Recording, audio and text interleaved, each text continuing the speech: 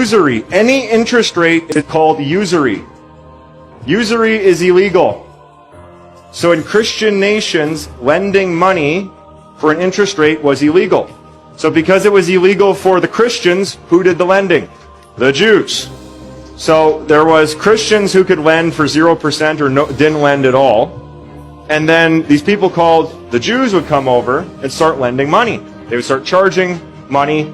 And in a couple generations, guess what would happen to the economy? The Jews owned everything.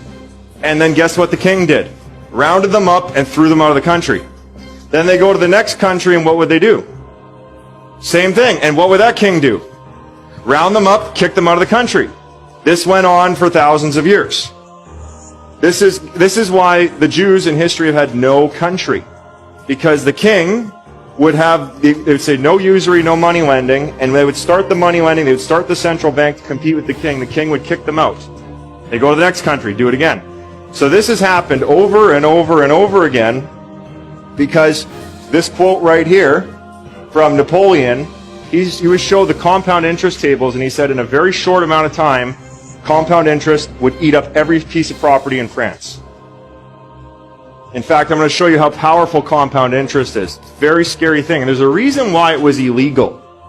Illegal in the Christian nations and the Christian philosophy, because it would literally enslave people. Guys, the interest on credit cards enslave people today. Does student loans enslave people today? We no longer have forced slavery. We have debt slavery now. It is no longer forced slavery.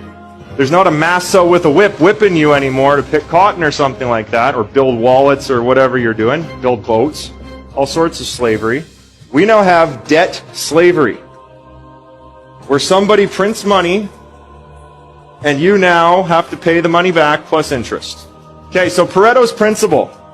In Italy, an economist named Pareto noticed that 80% of the land was owned by 20% of the families. The start of modern banking was in Italy. You had the Jewish population there, and they would exchange gold for notes. And in Italy, you had the Pareto principle, where 80% of the land was owned by 20% of the people. Who's heard of the 80-20 rule before? That's from Italy. And I want you to write this formula down. Time times compound interest equals power. And today, when you guys are investing in your game, we're going to be doing 30 years of investing over 3 days. So you got lots of time, and you have compounding numbers.